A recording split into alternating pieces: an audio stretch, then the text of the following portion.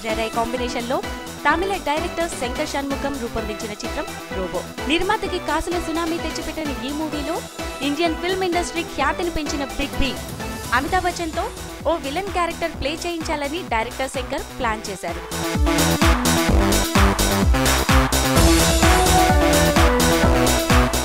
ఎందుకంటే hero Rajinikanth, villain Amitabh Bachchan ఈ ఇద్దరు ఒక స్క్రీన్ పై హోరాహోరీగా యాక్టింగ్ చేస్తుంటే ఆడియన్స్ కి ఐ ఫేస్ లా ఉంటుందని శంకర్ ఎంతో ఆశపడ్డారు. అంతేకాదు రోబో మూవీకి అమితాబ్ కూడా యాడ్ అయితే మరింత grandeur look వస్తుందనేది Shankar idea.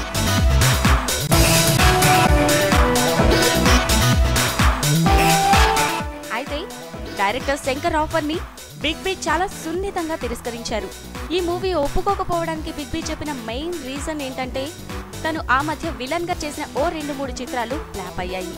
So ఈ విషయాన్ని ఎంతో సెంటిమెంట్ గా తీసుకున్న బిగ్ బి రోబో మూవీలోని విలన్ క్యారెక్టర్ కి నో చెప్పారు. సో అమితాబ్ బచ్చన్ నో చెప్పడంతో రోబో మూవీలోని professor Bora villain character Bollywood artist Danny డిజాంగోను వరించింది.